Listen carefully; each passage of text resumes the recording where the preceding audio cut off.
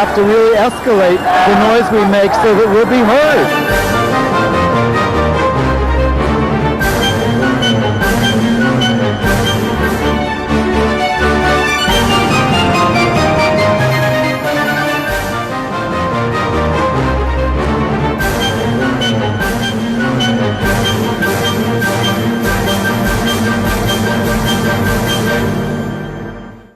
Welcome to Gay USA. I'm Andy Hum. And I'm Ann Northrup. And in the news, the Mississippi governor did sign that religious liberty bill to give citizens the right to discriminate if it is based on their sincere religious belief. And wait till you hear what they're going to teach in sex education in Mississippi. But we have better news from a number of places, including Ohio, where we have another marriage equality win. And some famous first daughters say that they are for marriage equality. And a former president also chimed in on that. Yes. The U.S. Supreme Court has let stand a ruling that a New Mexico wedding photographer illegally discriminated when she refused her services to a lesbian couple. This is going to wipe out all those religious liberty laws. Okay. If we're lucky. Okay. Nebraska's LGBT rights bill was killed by a filibuster. I didn't know state legislatures had filibusters. Well, now you know. I do. They do in Nebraska. New York City's mayor will let religious groups, I'm detecting a theme here today, use public schools for regular worship, despite the courts upholding city policy against it, and despite Andy Hum confronting him on it. Don't do it, Bill. The Mozilla magillah continues with the resignation of anti-gay CEO Brendan Eich. Is that how we say his name? I don't know if it's E-I-C-H is, we haven't even learned to say his name, but he's gone now. There's a very lovely design of the new Harvey Milk stamp that has been revealed. We'll show it to you, and that stamp will be available in May. A man in Miami, Florida, who was disgusted by lesbians, burned their trailer down. Well, he says he just set fire to the mattress outside, but we'll show you some video. There is an unanticipated and very heartening glimmer of light from a Russian court on gay issues. In Los Angeles, 3 gay men have died of meningitis, so there's a great alarm there and a need for folks to get vaccinated. We'll give you our take on 2 gay-themed shows, Terrence McNally's Mothers and Sons and If Then with Idina Menzel. Oh, is that how you say her name? And I will tout my new a new farce by David Ives and Denzel Washington and Lorraine Hansberry's A Raisin in the Sun. That's now a farce? No, that's not a farce. Oh, David Ives farce. And Denzel Washington. Yeah, sorry, I see. Lacking a comma, I misread it. Yes. All right, but we're going to start in Mississippi because why not? And the story there that we've been following is that similarly to Arizona, the legislature proposed one of these religious liberty bills that says that a business owner or anyone, I guess, can discriminate on the basis of their deeply held religious belief. And what Governor Jan Brewer would not do in Arizona, Governor Phil Bryant did. He signed it. What can we say? Jeff, well, there's some dispute over whether it is extensive as the Arizona bill, but the fact is what it says is the government may not put an undue burden on people's exercise of their religious convictions. Well, and what that boils down to is you can't prosecute someone for saying, Jesus told me that I can't serve gay people. What if Allah told me or my funny God down someplace else said to do it? Is that okay too then? Well, we'll see how hypocrisy plays out because, of course, the New York City story is very hypocritical. Yes. Jeff White of the Mississippi Gulf Coast Lesbian and Gay Community Center, it's the first time he's thought of moving out of Mississippi. This whole thing has made him physically ill, as will the new sex ed curriculum that was passed and signed by the governor. It teaches that homosexuality is illegal under the unnatural intercourse law, which is already unconstitutional under the Supreme Court sodomy decision. And they have to teach that a monogamous relationship in the context of marriage is the only appropriate setting for sexual intercourse. I don't imagine that covers that much sex in Mississippi, but that's what's the only one that's appropriate. It also prohibits condom demos, as Mayors Giuliani and Bloomberg did for a long time in New York. Yes. And it requires males and females to be taught separately. I'm not even so sure that's a bad idea in some cases. I have no objection to that, but I would like them to be taught the Yes. full facts and the reality of Absolutely. life, not just 10%. A couple of things. First of all, Mississippi is one of the many states that has no non-discrimination law for sexual orientation, gender identity, and expression. So the new religious liberty bill, while heinous and stomach-turning, is actually not changing the situation. So People are free to if discriminate. we passed a federal LGBT rights law that covered the whole country, they would then try to invoke this? Well, Kate Kendall of NCLR, the National Center for Lesbian Rights, guest on this show a few weeks ago, called this new Mississippi law blatantly unconstitutional. And that is what is trickling down in my own brain and what is developing in some other contexts that we may get to shortly, which is, first of all, is there a right already in the Constitution under sex discrimination laws that should have been and might be covering us for sexual orientation? Right. We have a case coming up Yes. that asserts that. We have never been included in that way before, but it is a possible avenue. Or just equal protection laws may, now that they're being used in marriage cases, may be read as broader non-discrimination laws in housing, employment, and public accommodations. That could be an avenue. Plus which, just as the Colorado Amendment 2 law years ago was read ultimately by the Supreme Court as unconstitutional because it singled out a group on the basis of animus for non-participation. That would be us. Yes. So this religious liberty bill and others like it may ultimately be ruled unconstitutional as a violation of equal protection or whatever. Obviously what they do in Hobby Lobby is going to affect a lot of this. Absolutely. And by the way, we learned about Hobby Lobby this week that they invested millions in manufacturers. The company did in emergency contraceptive devices. Speaking of hypocrisy. Drugs. We're not going to pay for insurance coverage for our employees if it includes contraceptives. But if we can make some money off emergency contraceptive drugs, hallelujah. Yes. Many of which I suppose would be defined as abortifacients. Yeah. Yeah. So much for that. So the right wing has not given up. They continue to try to march forward, and we continue to push back and win some and lose some. Right. But I think ultimately we will win on these religious liberty things. But it took us 17 years to overturn Bowers v. Hardwick. With the Lawrence case, it took us 17 years to overturn DOMA. Section 2, and we'll see how long it takes us to get rid of this staying stuff. on the marriage theme, on the religious theme, kind of a big decision from the Supreme Court this week in that they did not take the appeal from New Mexico of that wedding photographer, Elaine Photography. Hujanin, who ran afoul of the state anti-discrimination law when she refused service to a lesbian couple. The New Mexico Supreme Court said services can be regulated, even though those services include artistic and creative work.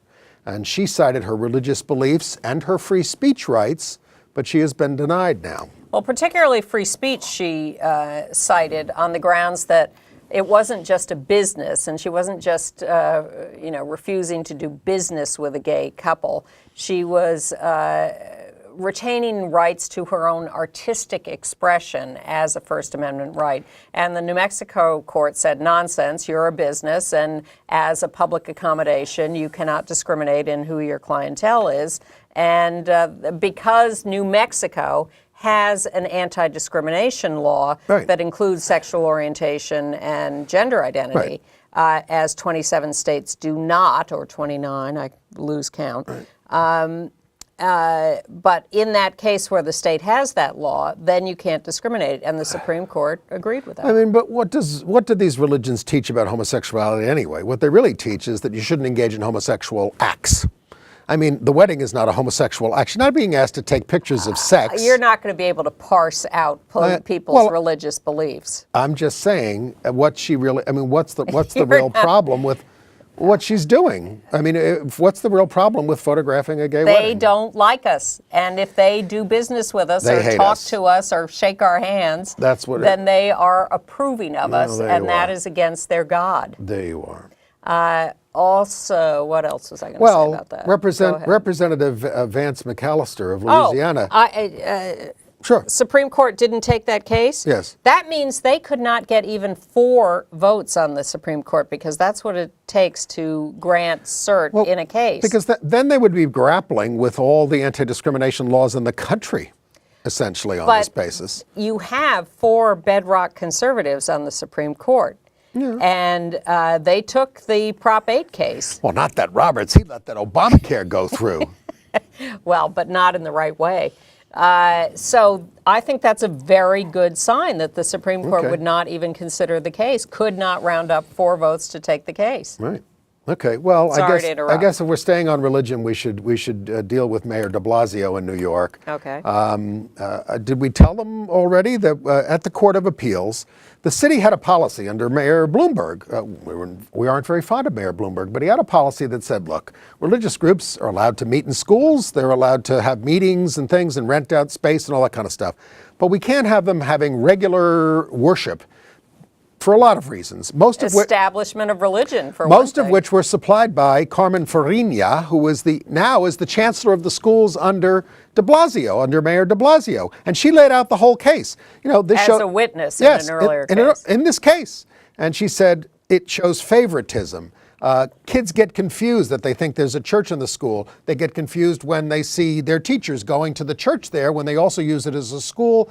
It favors Christians because it's usually available on Sunday morning and it's not available on Friday afternoon when they want to do prayers in Islam. They also leave a lot of literature around the school. They leave signs up for their religion. They come to PTA meetings and proselytize. Right. And Carmen Farina, who is the chancellor, said she was the deputy chancellor then, said this is a violation of the separation of church and state. Now that she's under a new mayor, she's saying, oh, never mind. She swore to all these things. She's not answering questions about it other than to say, oh, we can work it out. And the mayor is hell-bent on forcing these things into the school, says there's no problem. I'm outraged about this because I care about the separation of church and state and I care about the Constitution. I haven't taken an oath to uphold the Constitution. He did, and he's not doing it. And you, I have to state parenthetically, won an award around these issues this week. You and your colleagues at Gay City News. Art Leonard, Duncan Osborne, and Paul Schindler for our coverage of religion. At Gay City News. From the New York Press Association. Congratulations. Thank you very much. Well deserved. We should have submitted some tapes from this show. They would have been even more impressed. All right. Next year. Okay. All right. Well, let's go back to marriage news. Latest news in North Carolina, the ACLU has filed a new lawsuit on behalf of 3 couples. Each of the couples contains partners who have real health issues. This is a new sort of track we've figured out in these cases, is to go in on an emergency basis and say, look, this couple's been together for 47 years. One of them is about to die. If you don't let them get married right away, they're going to be deprived of all these benefits they should have. So, new case in North Carolina. And in Ohio, the federal judge there, our friend, what is his name? Timothy Black. Love Timothy Black. Has announced in advance, I'm going to strike down the ban on recognition of out-of-state gay marriages. And it's in the 6th Circuit with Michigan, Kentucky, and Tennessee. Yes, all of which have marriage cases. Right. Now, the 6th Circuit Court of Appeals has been asked by the Michigan Attorney General to take all these cases en banc with the whole court. Usually what happens is we've won at the state level, the district court level, federal court, but original jurisdiction in all these cases. So now they're all supposed to go to the Court of Appeals, but a 3-judge panel. And then, depending on that, it would be appealed to the entire court. Well, you tell the Michigan Attorney General to get on the people in his party so that we can get more federal judges on the bench, which they're blocking in the Senate. Yes. So that they could have time to all hear it at once. I'm not quite sure. Maybe he just thinks it's too expensive to go through the 3-judge panel, or I don't know what his reasoning is. They're going to lose all these cases. They are. So maybe he figures one big loss is better than 4 losses plus 1 loss. By the time you have seen this show, Utah's case at the 10th Circuit Court of Appeals will have been heard. In Florida, there is yet another rogue case that has been filed by a guy in Chipley, Florida, which is in the Panhandle. He and his partner went and applied for a marriage license, were rejected, and have filed another lawsuit. We now have cases all over Florida, from Key West to the Panhandle. Right. Independent crowds in Florida. And in Alabama, the House there has voted for a resolution for a national constitutional convention. Good luck with that. To put together a constitutional amendment to ban same-sex marriage. Well, no, they're not I going do think anywhere we're with going to that. need a constitutional convention if we're ever going to get a constitutional amendment against get campaign finances under control. Well, although the Supreme Court did decline to hear a case striking down, that would have weakened the laws. I am extremely Further. nervous, as are many people, about any constitutional convention, state or No, federal. we always vote against them, but Yes, we do, We because shouldn't- there are crazy people out there who will do crazy things at these constitutional conventions. they speak very highly of us. Well, speaking highly, there is something going on this week called the Civil Rights Summit in Austin, Texas. It's the 50th anniversary of the passage of the Civil Rights Act of Yes, it is. 1964 under President Lyndon Baines Johnson, Yes. which is being dramatized on stage in All the Way on Broadway with Bryan Cranston. That act, the passage of that act. Okay, and there are gathered many luminaries, former presidents, etc. Everyone from Billie Jean King to President Obama. When was she president, Billie Jean? I missed that. And she'd been a fine president. Coming up. Why not? At any rate, one of the first issues that this summit has dealt with is same-sex marriage. They had Olson and Boyce there on a panel the first day. They have a book coming out, by the way, so watch for that in June.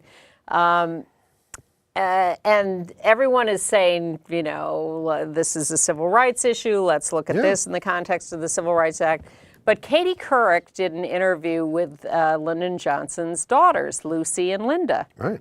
And asked them about their opinion of same-sex marriage now and what they think their father would have thought about all of this. We have a video excerpt. That was posted on our Tumblr by Esther Huang. She writes, "The most comparable and obvious civil rights issue today would be on the rights for homosexual partners to marry." Well, it's a great civil rights concern of our day. We are prevented from the most important union of marriage simply because of who you love. And that is a great tragedy from my own perspective. Do you think that your dad would have supported the notion of gay marriage? I just can't, it's hard to project what Daddy would have thought about that, because that wasn't an issue that had come upon the stage at that time. But I know he really wanted everybody to be able to live up to the best that God gave them. And social justice was terribly important to Lyndon Absolutely. Johnson across the board. What And- about for you all? How important is gay marriage to the two of you? Well, we all have friends who are gay. And obviously, heterosexuals have divorce and have problems in their lives.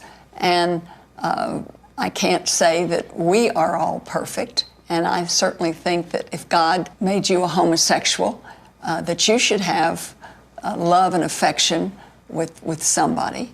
And I would not want to deny anybody that opportunity to be happy. And I guess my own opinion is that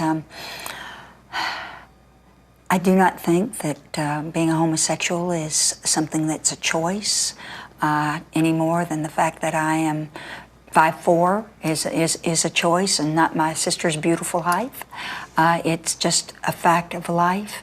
And to deny someone the chance to have the kind of love I have in my marriage simply based upon the fact that the person whom they love is of the same gender just seems to me to be morally wrong and deeply tragic, and I don't see how giving them the blessing of respect in any way hurts me. I think my father felt very strongly that when there was bigotry anywhere, prejudice anywhere, all of us lose out because it's just one more expression of hate. Wow, thank you. We remember, of course, those women from when they were youngsters. Absolutely.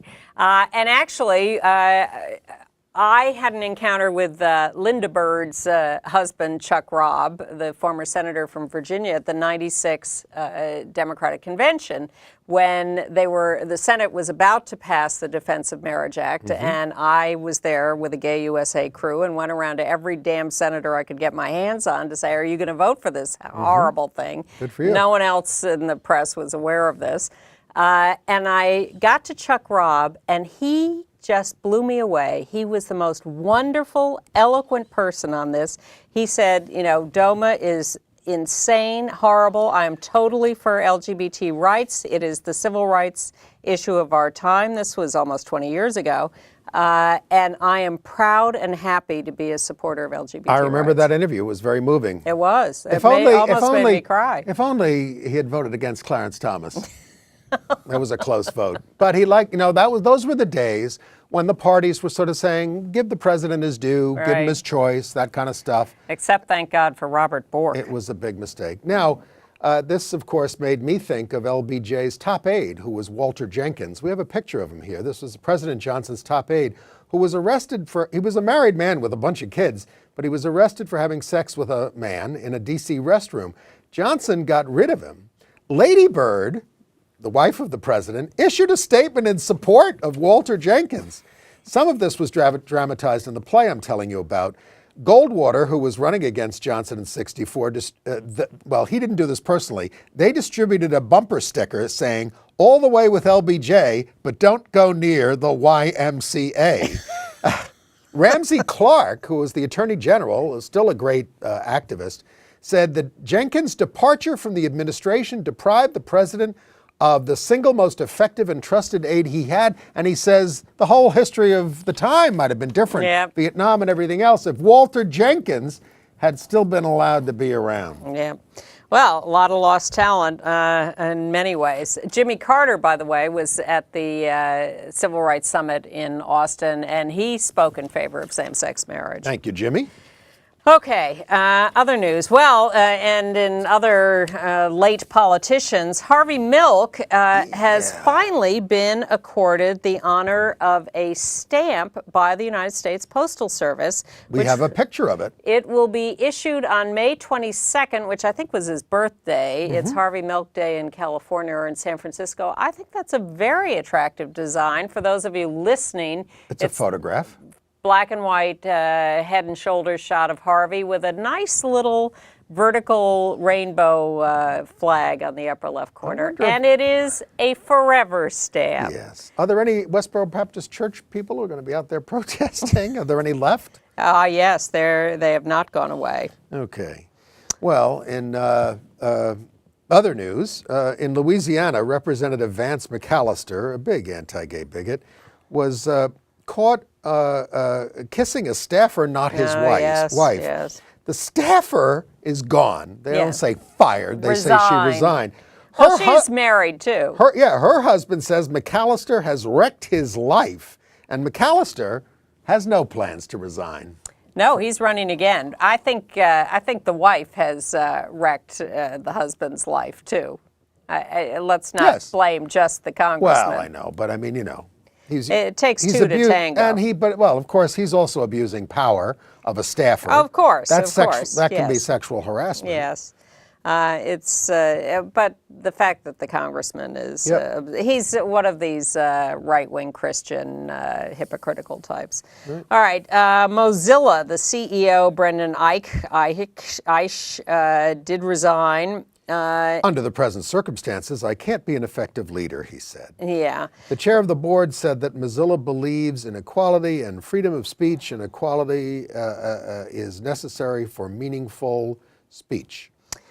There's a big debate going on about whether he has a right to his opinions and his job, as long as he's not acting those opinions out on his job. He has refused to apologize for his opinions or change them. He's implied he feels the same way. Mozilla regards this as a business decision. We will lose business if we allow him to remain, just because he's known as a right-winger. People don't get asked. Well, first of all, there weren't really calls for him to resign, other than from people in the company who just didn't like working for somebody who was an anti-gay bigot.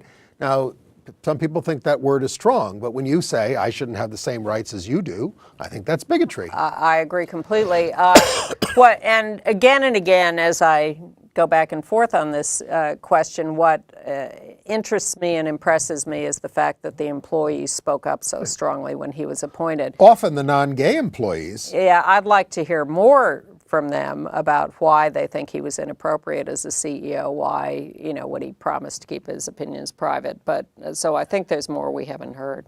Right. We're also a little upset with Houston Mayor Annise Parker, the out lesbian, because she is going to propose a human rights ordinance and a human rights commission for Houston, but the ordinance will bar discrimination by sexual orientation or gender identity or expression in housing and public accommodations, but not in employment. And we haven't quite figured out why. So there's pressure on her to, in fact, include employment in that. Right. And of course, President Obama is still being pressured to issue an executive order protecting us as we work for federal contractors, and he's still refusing to, but he just did it for women. Why is he being so withholding? What, are you saving it up for Pride Day? I thought you were going to do that last year. Well, Nebraska's being withholding. The LGBT rights bill there was killed by a filibuster. Senators voted 26-22 to end the debate, but that was 7 votes short of the supermajority that was needed. Omaha has passed an anti-discrimination ordinance in 2012. Lincoln did one too, but they're working on getting rid of that through some kind of a referendum or something. I wouldn't be surprised. In South Carolina, they're actually making a little progress on this. A subcommittee in their House held a hearing and heard testimony on enacting a non-discrimination law for employment covering sexual orientation and gender identity. Now, this is just a first hearing in a House subcommittee, but that's still miles ahead of anything South Carolina has done. Should we do some transgender news? Sure. Well, in Wisconsin, and we have a picture of the first female-to-male transgender elected to the city council there in Appleton, Wisconsin. This is Gypsy Vered Meltzer, elected to the city council. Congratulations. Right. And on other transgender news, the Social Security Administration has updated their guidelines, making it easier for transgender folks to be eligible for survivor benefits. Robina Asti, 92, had lived as a woman for 40 years and was initially denied benefits after her husband died because she was born a man. So. And in, let's see, where have I got that? Well, we also have the auto company story. A widow of a transgender man, they'd been married for many years. He worked for an auto company, and he died. And she applied for survivor benefits and pension benefits. And the auto company, which had recognized them as a married couple for many years when he was alive. As long as it didn't cost them anything. Yeah. Now stepped in and said, well, we're not so sure your marriage was legal, we might be able to save a few bucks like we did on those ignitions. Yeah. But they have now changed their mind. The widow will receive the pension and the benefits from the auto company, but it was a big fight. We also have a picture. Oh, do we have a picture? I think. Oh, maybe I didn't send the picture in. Transgender pioneer Christy Lee Vandepute has died at the age of. Oh, okay, a little bit out of order. But if you have it, you have it. You don't, you don't. She challenged a Texas court ruling that invalidated her marriage to her late husband, even though she was recognized as a woman by Texas courts. They ruled her marriage was same-sex and invalid because she was born a man. I mean, in February, the case of Nikki Araguz, the Texas Court of Appeals ruled in her favor in a similar case. Vandepute did lose in court, but had settled the case for a $2 million settlement. You know, Texas has this county-by-county system where some counties recognize gender change, others don't, and so the marriage laws get all confused. It is county-by-county. Soon it'll be house-by-house. Any more transgender stuff?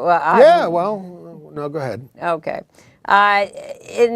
This is a decision I referred to earlier. A district court judge says that Peter Tervier can sue the Library of Congress for sex discrimination under Title VII of the Civil Rights Act because he was harassed as gay by his boss. Now, there is no federal law protecting us from discrimination on the basis of sexual orientation. Gays and lesbians. But this district court judge is now for the first time reading the Civil Rights Act prohibition against sex discrimination as covering sexual orientation. As the EEOC has read the sex discrimination statute for transgender folks. Because the employer views the employee's sexual orientation as not consistent with acceptable gender roles. Which is the basis of the discrimination against us. Right. And the hatred of us. And so this court is saying that is sex discrimination, and Peter may pursue his suit against the Library of Congress. This is the guy whose boss started yelling at him as soon as he found out he was gay. He had tried to set him up with his daughter, and then just treated him like garbage when he found out he was gay. Well, he spent all that time and effort trying to get his daughter a date. The EEOC, by the way, is looking at 200 plus charges of sexual orientation discrimination as sex discrimination. Let's give him some more good news. At the University of Massachusetts, and we do have a picture of him, Derek Gordon is the first openly gay player in Division I basketball. He is a sophomore. There he is at UMass. He's come out. Congratulations. Came out to his team, big success. If you're going to come out, do it this year because it's not going to be news in a little while. Well, if we're going to talk about sports, then we should also include the swimmers from the University of Virginia, your alma mater. Can we pull that picture up? Yeah. The sign that they are holding up, these 5 men, is 2 of us are gay, the other 3 don't care. Well, that's sweet. I think that's really sweet. Wait a minute. Which are the gay ones? Can you tell? I don't know. The guy holding the sign is one of the gay ones. How do you know that? Because I read it. Okay. He's the one who provoked this, but I can't tell you which of the other 4 is gay. We can't even tell anymore. Even with our gaydar, I would say they all look gay. Stop it. Well, diver Tom Daley has now come out as gay. He's the one who's dating Dustin Lance Black. He had dated girls when it was revealed he was dating Lance. He Still said, fancies girls. Yeah, but now not so much. He describes his relationship with Dustin Lance Black as all good, and they're going on 5 months now. Very good. Congratulations. Okay. Honey Made Graham Crackers had an ad with diverse families saying this is wholesome. They got a lot of pushback from right-wing creeps on their website. They put out a new video in response where artists did this whole thing about turning all the bad tweets and comments into a big love picture. If you care, go to the Honey Made Graham Crackers site. You can see that. Chick-fil-A, we told you how they're headed by an anti-gay CEO named Dan Cathy, and he is now opening 108 stores, most of them in urban areas, most of them in New York City. So Cathy says he plans to tone down the conservative agenda. Oh, I'll leave that to the politicians because I want to sell chicken. even though I still want to use the profits to finance right-wing organizations. That's the key to this. Right. And now, he claimed recently that he was cutting back on those donations, but they have not been ended, and a lot of your Chick-fil-A money is still going to right-wing organizations. So you might want to check that out before you patronize them. And there's an organic grocery store in Oregon that's in trouble because they've gone into a new, very progressive community, and the people there found out that the owner of this great progressive organic store hates same-sex marriage and sexual orientation, non-discrimination. On Facebook. Yeah. Right, that's how they found out. But we have intimidated... Wait a minute. Oh, go ahead. She says she's got homosexuals in the family. I got homosexuals in the family. This is the new defense. Are they organic? Yeah, well. According to Lucy and Linda Johnson, they are. Yeah. We have succeeded in turning around the DJ in Winston-Salem, North Carolina, who was, blasting the student at Winston-Salem Community College, who's a cross-dresser who was running for, student of the year or something. The DJ has now apologized for his tweets, and they will meet and talk. Always a good idea. Did we do the Minnesota House narrowly? No. They narrowly passed a toughening of the state anti-bullying law. Governor Dayton should have signed it by the time you see this.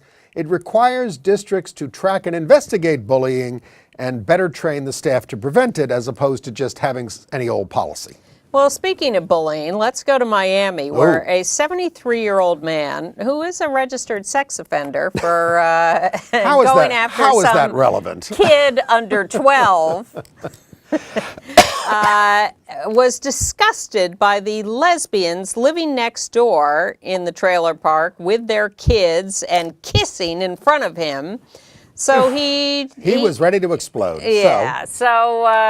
But he got caught because he fessed up to this. We have a local news report on this. Let's roll. Caught on camera, an apparent act of hate. This is video here of an arson attack that destroyed the home of a lesbian couple, and that police say is not a coincidence. Team 6's Jamie Garola live in Northwest Miami-Dade with what it is that makes them so certain, Jamie. Well, good evening, Keith. It is unclear whether the suspect has a mental illness, but according to police, he said he was disgusted by lesbians. Now, we've also just learned that he is a registered sex offender convicted of molesting somebody under 12 years old. The man you see walking in the top right corner of your screen is accused of trying to set a trailer on fire while 10 people, mostly children, slept inside. I seen the light, and I heard something like crickling too. So she woke everybody up and we came outside. We would have been dead because there was like gas tanks there too. The target, according to an arrest form, the couple who lives inside. The motive, police allege, is hate. I think it's stupid because we have plenty of lesbian couples that have children. So I don't understand why he's hating us. In documents obtained by NBC6, 73-year-old Braulio Valenzuela told police he tried to burn the trailer down because he despised the two adult victims from the simple fact that they were lesbians. And, according to the defendant, every time he saw them kissing, he felt a deep repugnance. And in his opinion, they did not deserve to have children. You have been charged with 10 counts of attempted second-degree murder. But in bond court, Valenzuela painted a different story than what he told police. Through a translator, he said he's innocent. I have nothing. I have done nothing. Even the family he targeted said his criminal intent comes as a surprise. I don't even know what was the problem with that, because everybody knew, and that wasn't really a big deal. No one actually bothered him or nothing. Valenzuela is charged with 10 counts of attempted murder and 1 count of arson. His bond was set at $250,000. Reporting live in Northwest Miami-Dade, Jamie Garola, NBC6, South Florida. Can't we all get along? Evidently not. In New York State, a committee of the Assembly has passed the No Conversion Therapy for Minors bill, the first step in that. The Department of Justice and the Office of Violence Against Women have released guidance to inform those who work in intimate partner and sexual violence about a non-discrimination condition in the Violence Against Women Act to protect LGBTQ survivors from discrimination. Yes. And April 11th, the Day of Silence, as created by GLSEN, the Gay, Lesbian, Straight Education Network, when schools observe this. The right wing is telling parents to keep their children home from this horrible event. All right. All right, international news. Well, let's start with some good news in Russia. We never give you good news from Russia. A district court there ruled that 2 LGBT rallies can proceed despite opposition from local officials. The lower courts had sided with the officials in the western region of Kostroma. Nikolai Alexeyev brought this case. Yes, he did. And heaped a little aspersion on those of us who've been activists and said, see, we go to court, we win. Well, Nikolai, tell Nikolai to stop saying bad things about Jews. Yes, that would be nice. Yes. In worse news, in Egypt, 4 gay men arrested at parties, which have been described by the government as deviant parties, have been assigned to up to 8 years in prison. Now, Egypt doesn't technically ban gay sex. No, but it prosecutes for debauchery. Yeah. These arrests have risen since President Morsi of the Muslim Brotherhood was deposed, ousted back in July. That's terrible. Yeah, well, you know, it's a very mixed bag, all of these things. Please. Yeah, you bring in religious governments. And it's getting more mixed in South Africa. Now, this is the first country in the world to protect us in the Constitution on the basis of sexual orientation. But Jacob Zuma says he respects Uganda's right to criminalize gay people. He respects their sovereignty. The South African Human Rights Commission called on the government to make its rejection of Uganda's draconian laws clear and visible. In Argentina, President Cristina Kirchner agreed to be a godmother to a young girl born to a lesbian couple. And the girl was christened. The president sent a representative who was a female naval officer. We have a picture of the christening, I believe. There they are. There they are. The couple and baby on the right, the representative of the president on the left, happy, applauding, smiling. That's a sweet picture. It helps. In Kenya, they had the Regional Pan-African International Lesbian and Gay Association Conference amidst tight security. And the politicians there are proposing a Uganda-Nigeria-style anti-gay law, but there were no security breaches and 150 people attended. Not so lucky in Uganda. We have worried about the consequences of this anti-gay law that was passed there. And sure enough, it turns out the government has been infiltrating and monitoring AIDS organizations in Kampala, the capital, and conducted a raid of sorts on one of them, charging that the organization was conducting illegal homosexual research and basically recruiting or teaching people to be gay. 2 Ugandans were arrested. The U.S. Embassy intervened for their release. The police seized condoms and safe sex manuals, took pics of patients at the clinic. Who all ran out screaming when the government officials stood up and identified themselves in an educational session. Mark Bromley, who is with the Council for Global Equality, says that he thinks it happened because the United States did not react strongly enough in the first place when these laws were enacted. And of course, the AIDS organization has now been shut down pending resolution of any of this. But this is what happens when you pass a law that forbids, it's what happened in Russia too, forbidding promotion of homosexuality, then any mention of it becomes illegal. It happened in the United States too. Yes, during the beginning of the AIDS crisis. Jesse Helms. The thing about against promotion of homosexuality passed in the Senate, 98-2. There you go. United States, early 1980s. This is sort of staying in Africa. The Archbishop of Canterbury, Justin Welby, said that Christians in Africa will be attacked if English Anglicans celebrate same-sex marriage. Yeah. He says he saw a mass grave of 330 Christians in Nigeria massacred by neighbors who said, if we leave a Christian community here, we will all be made to become homosexuals, so we will kill all the Christians. He then condemned homophobia, but only for English people.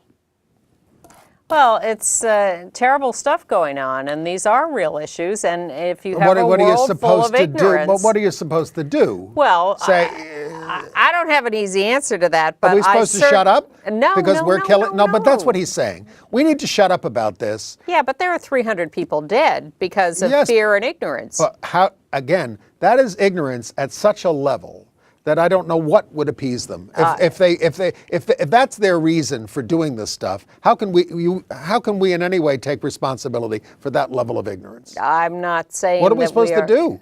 Get the people out of there in the first place. I mean, look, I sat with Peter Tatchell too. I mean, be more proactive about education. Yes, I know, but do any of us really know what to do to turn this situation around? I don't know what to do to turn the human race around, which is a mess. I know. More about that tomorrow night. All right. All right. A couple of stories from Chile. Good news. Chile is moving ahead on a bill to allow transgender people to change their name or their sex identity on identifications without surgery.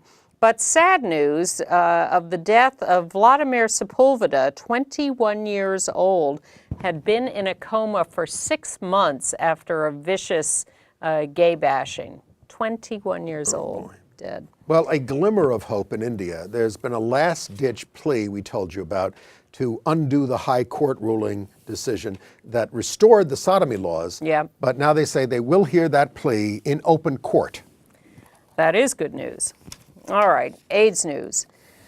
Well, in Los Angeles, the deaths of 3 gay men from meningitis has obviously rattled the community out there.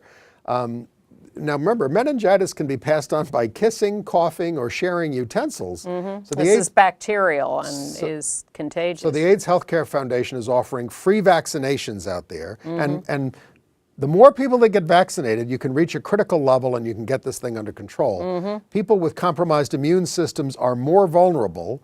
And the most recent cases come from North and West Hollywood. And activists are charging that the Department of Public Health there has not been aggressive enough in reference to men who have sex with men, and so they're trying to put out the word. In New York City, AIDS organizations and groups met with the new health officials in the city, including the Commissioner of Health, yes. under Mayor de Blasio. Yes, and got a much more welcoming greeting than they had in the administrations of Bloomberg and Giuliani. So that's good. They're talking about a more comprehensive strategy. Are they allowed to pray before the meeting? Yes. And we mourn the death of Dr. Charles Farthing, who was the former medical director of the AIDS Healthcare Foundation in LA. But he was originally from New Zealand. He was a dermatologist, and then he was in England in the 80s, where he started seeing these HIV cases, and he became quite fascinated by this and immersed in working on the epidemic. He ended up as the director of the AIDS program at Bellevue here in New York City. He was regarded as quite provocative because he wanted doctors to test proposed AIDS vaccines on themselves for safety. He was not taken up on that proposal readily. But he was a great advocate of more prevention and a pioneer in treatment of people with HIV and AIDS, and he has died in LA, Dr. Charles Farthing. But wait a minute, I saw the play Mothers and Sons, and nobody did anything. We'll talk about that later. Well, we are at... yeah, we are in entertainment news, yes. but we'll talk about Mothers and Sons. All First right. of all, I want to say something about David Letterman. Okay. In announcing his retirement, he continued his penchant for cheap fag jokes, because what he goes, what this means now is that Paul and I can be married. Oh, I took that as a positive. Oh, I think it's like, how silly. Yes, of we course. are going to get married now. Yes, and yes, I don't like that stuff. No, I don't either in general. I thought that was a little mild. And they're making a movie on Stonewall. I got very excited about this at first because this is the director Roland Emmerich, who's made movies like Independence Day. The Day After Tomorrow, the big blockbusters. I thought, oh my God, we're going to have a big action movie about Stonewall. Superheroes. Oh, special effects. Screenplay by John Robin Bates. Tom Cruise. We'll get all the people. Tom Cruise will finally come out. Yeah, well, then it turns out that, yes, he has made all these big blockbuster movies, Roland Emmerich, but he describes this as a little movie for a $12 to $14 million budget, but he's making it. And yes, Robbie Bates has written the screenplay. And it's inspired, he said he was inspired by his visit to a homeless LGBT youth group in Los Angeles. Yep. And he's following through. And he, it turns out, gave $250,000 to HRC last year or something. Now, whatever, but all right. good. So now to some of these plays. All right. Well, you and I saw Terrence McNally. I like Terrence McNally's work. This was the 50th anniversary of his first work on Broadway. So he's been around. And I saw the Ritz probably 45 years ago that was a gay bathhouse. So this one is called Mothers and Sons. We have a picture of the cast there. It's Andre's mother, about a mother who's lost her son to AIDS. 20 years later, Tyne Daly there on the right just drops in on the Central Park West apartment of one of the guys in the middle there, Frederick Weller, who was her son's surviving partner, who was gone on 8 years later to marry Bobby Steggert, and they have a little boy. Yep. But, you know, it touches on a lot of gay issues and things, but it's hard to sort of care about a woman, the woman Tyne Daly plays, who's almost unbelievably unevolved on the issue. For 20 years, it's like she's been living under a rock. And even just though as a cold human being, I mean, she's not nice to anybody. Yeah. Well, she says in the play, people don't change. So why are you showing all this stuff? She also says people don't like me. Well, so, I mean, she's a good performer. I love Tyne Daly. Sure. But there is a little strangely ahistorical stuff about AIDS, and there is, you know, was it Frederick Weller, I think, who says, you know, nobody did anything for us, it was all garbage or something. Well, the government didn't do anything for us for a long time. Yeah. But ACT UP was out there, Larry Kramer was at GMHC. We were all out there. Yeah, we did stuff. We did stuff for ourselves. We couldn't get the Times to cover it. But we did stuff. It was a little cheesy. Now, it got a little appealing towards the end, but it was... And then there was If Then. This is the Idina Menzel Jamboree, and her fans are packing the place. And it's also full of gay, lesbian, and bisexual content, but this is by the people who did Next to Normal and won the Pulitzer Prize. That's Idina there with Anthony Rapp, out gay actor. But it is absolutely witless and very hard to follow because it's about parallel universes. If I did this, what would my life be like? If I did this, what would my life be like? I didn't even realize at the end, they were changing the color scheme from green to blue or something when she was Liz and when she was Beth. And I mean, oh man. But she's got her fans. Well, and I'm one of them. And I sat there really enjoying watching her and listening to her, and the music is pleasant. But I can only review half the play because I stayed for the whole thing. Once again, I walked out. Well, you know, when they got to intermission, I knew this play because I checked now these running times, and I knew this play was 2.5 hours long. And when they finally got to intermission, I thought, my God, they must have only 10 minutes left in this play. It's been going so long. And then I looked at my watch, and exactly 1 hour and 10 minutes had passed. Oh, wow. It just felt that way. It felt like forever, and it was pointless. It was, you know, I can appreciate the fact that it's a new play. It has nice music. Well, it's a great attempt. But I just ended up thinking, what is the point of this? Well, their original, this is their original design. I don't know if you can get a close-up of it, but it doesn't matter, you get close. But the point is that their new ads have made all the characters in the background gay. So I think they're really sort of pushing for that audience because that's not what this is about. I want a play that moves me intellectually, emotionally, amuses me something, and I just sat there going, what's the point? Then I have two plays for you. Okay.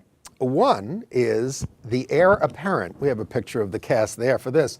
This is David Ives, who did all of the timing. He's very funny. He's very brilliant. He has taken this play from the early 1700s by somebody I never heard of named Jean-François Reignard. And I didn't even know when I went that it was in verse. And I sat there saying, oh no. But they're so funny and clever, and a lot of anachronistic references, crazy cast. It's the heir apparent. It's all about a will and writing a will. It's at the Classic Stage Company. I want to give special mention to this guy, Carson Elrod, who played the servant, and David Pittu, who plays the very short lawyer. It's just hilarious, and it is smart, and the rhymes are smart. So you wait for them, and you just laugh the whole time. So Classic Stage Company. Even for those of us who don't always enjoy farce. Maybe not. I don't know. I liked it.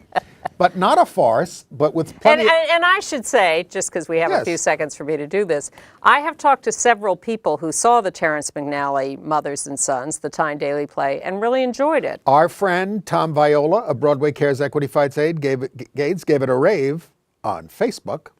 And I know people who aren't involved with Broadway who were moved by it. Well, I mean, I was not liking the play, but I have to say I welled up a couple of times towards the end. Yeah. There was some obvious sentimentality in it, but he tries to deal with a lot of modern gay issues. I just didn't think it was his best. I agree. I just want to acknowledge that our views are our views, and other people may have different reactions. Yes, we tried to do that. Okay. Now, a lot of people are liking Raisin in the Sun, the revival. Kenny Leon is the director. I think it's very powerful direction. Of course, the key here is Denzel Washington, at the age of 59, playing the father, who's supposed to be more like 39, I think. But he is, Denzel is a tough cookie, but a fabulous actor. And this is a very unsympathetic role. I mean, when Sidney Poitier did it in the movie, it was a little bit cleaned up a little bit. But this character is very unsympathetic in this family. It's about you know the plot of it's by an out lesbian, Lorraine Hansberry. And he's just terrific. The whole cast is, and there's a lot to chew on in the play. I even saw Skip Gates over there, having a great time on the aisle with his seat. Not having a beer? No, but he was laughing. There's some tough language in there in that play. Okay. And congratulations to Sarah Gilbert. This is the new daytime thing, lesbians getting married. Yeah. She married her girlfriend, Linda Perry, famous songwriter. Sarah is the creator of and is on The Talk on CBS, daytime talk show. So now we have Ellen is the married lesbian on her talk show, and Sarah Gilbert is the married lesbian on her talk show. I guess The View is going to have to replace Barbara Walters with a marrying lesbian. They have missed out on that so far. All right, well, that's it for us this week. If you want to be on our email list, write to andyhum@aol.com, and we will be back next week. We will. With more news.